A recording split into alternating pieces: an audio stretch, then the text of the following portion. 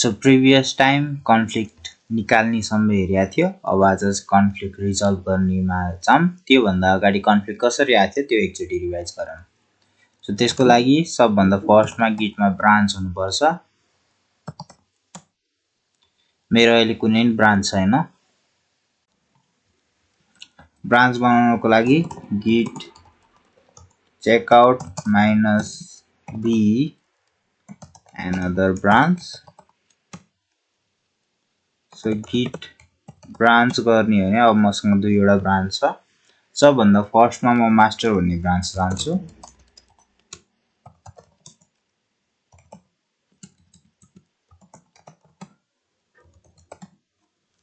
अहिले म master branch छु जुन यहाँबाट पनि हेर्न मिल्छ। अरू यतापट्टि मास्टर भनेर लेखिरहेको छ भने त्यो पनि म मास्टर ब्रान्च भएको एउटा सिम्बल भयो।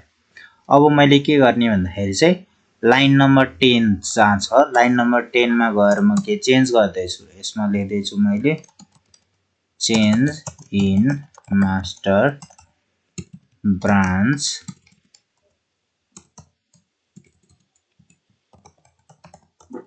on the मास्टर ब्रान्च मात्र चेन्ज गर्दैछु यो म। एन्ड देन यसलाई अब म git add -a git commit -m added line 10 in master भनेर लेखेँ मैले। त्यस पछाडि म अब फेरि स्विच गर्छु अर्को ब्रान्चमा। सो यो ब्रान्चमा आउँदाखेरिमा यो ब्रान्चमा त मैले यो लाइनमा एफेक्ट केही गरेको छैन। सो यसमा चेन्जेस हेर्न मिल्दैन।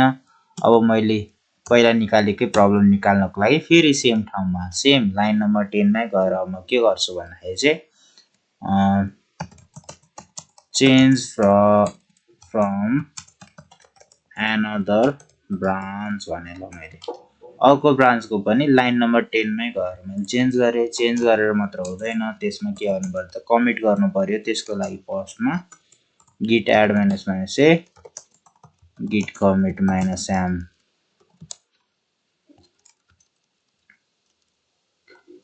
another added line 10 भने र कमिट गर्दै। अब मसँग के स्टेट भएको छ भन्दाखेरि चाहिँ म another ब्रान्च भन्नेको लाइन नम्बर 10 मा गएर एउटा चीज चेन्ज गरेको छु र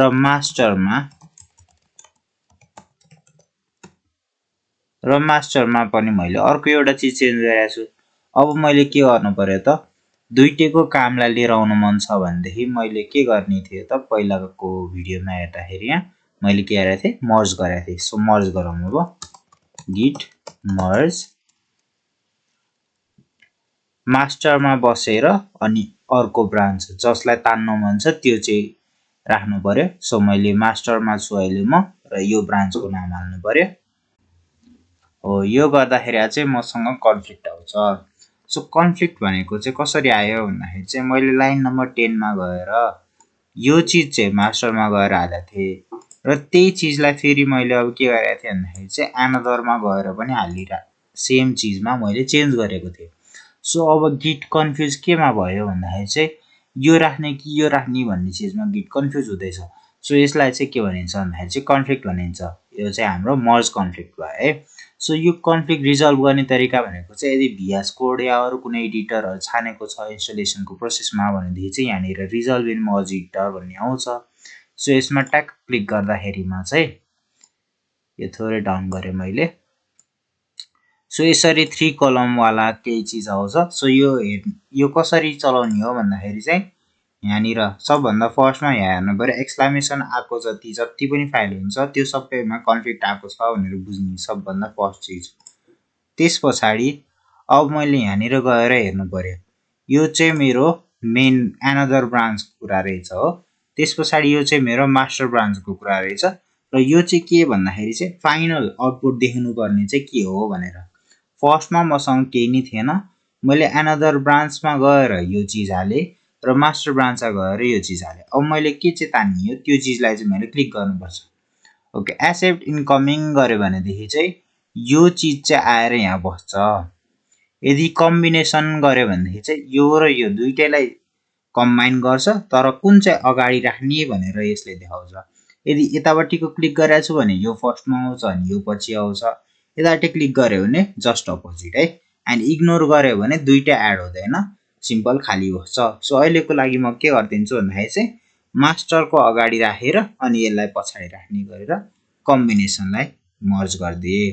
यति गर्ने पछाडि अब यसरी स्क्रोल गर्दै जाने र यदि मल्टिपल कन्फ्लिक्ट छ भनेदेखि मल्टिपल ठाउँमा गएर यहाँनिर रिजल्भ गर्दै जानुपर्छ। एकचोटि काम सकिसके पछाडि सिम्पली यहाँनिर कम्प्लिट मर्जमा क्लिक गरिदिने। यदि गर्ने बित्तिकै एउटा कमिट हान्नुपर्छ हामीले। सो कमिट यो चाहिँ GUI-बाट कमिट हानेको भए यहाँनिर मैले merge branch another by resolve conflict of line number 10 भनेर लेखेँ। सकेसम्म आफ्नो कमिटहरू चाहिँ खुलाएर लेख्नुपर्छ। सो त्यसरी नै मैले यहाँ लेखेको छु। मैले कमिट गरिदिएँ। अब यसरी मैले कमिट गर्ने बित्तिकै यदि यहाँनिर गिटको सोर्सको ग्राफ हेर्ने हो भनेदेखि फर्स्ट एउटा कमिट हानेको छु मैले, त्यस पछाडि मास्टरमा एउटा कमिट हानेको थिएँ, त्यस पछाडि एनदरमा एउटा कमिट हानेको थिएँ र यो दुईटैलाई लिएर आएर के गरेँ त मैले एउटा मर्ज गरिदिएँ र एउटा फाइनल बेस लाइन बनाएँ।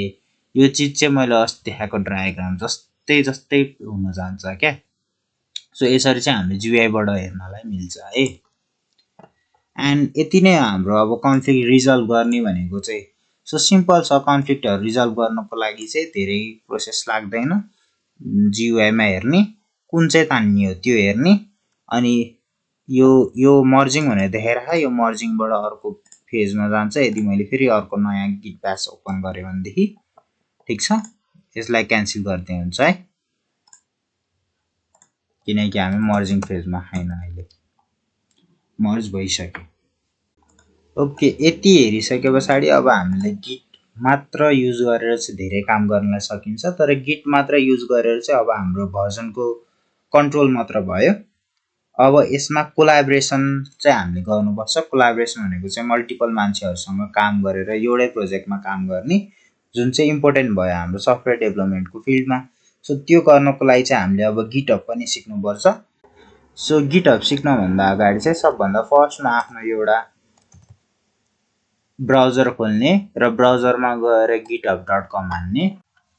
.com-मा आउने बित्तिकै यहाँनिर एउटा साइन इन साइन अपको अप्सन छ।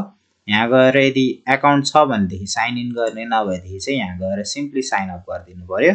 ओके, यसरी अब यहाँनिर पासवर्ड हाल्नुपर्छ र एउटा सानो भेरिफिकेसनहरू गऱ्यो भनेदेखि अनि त्यस पछाडि हाम्रो फुल साइन अप प्रोसेस कम्प्लिट हुन्छ। यसमा धेरै टाइम लाग्दैन। सो यो गरेर म देखाइनँ। नेक्स्ट टाइमबाट चाहिँ अब हामीलाई चाहिँ सेम गिटहब एकाउन्ट युज गर्नुपर्ने हुन्छ। हामीले सबभन्दा फर्स्टमा एउटा चिज हेरौँ। सबभन्दा फर्स्टमा हामीले एउटा गिट कन्फिग -- लिस्ट गरेको थियो। ओके, गिट कन्फिग लिस्ट गर्दाखेरि चाहिँ हाम्रो यहाँनिर एउटा इमेल र युजर नेम हालेको थियो। सो त्यही इमेल र त्यही युजर नेमबाट चाहिँ यदि हामीले यहाँनिर गिटहबको एकाउन्ट खोलियो भनेदेखि चाहिँ पछि हामीलाई नेक्स्ट फेजमा काम गर्न सजिलो हुन्छ। आजलाई चाहिँ यति नै।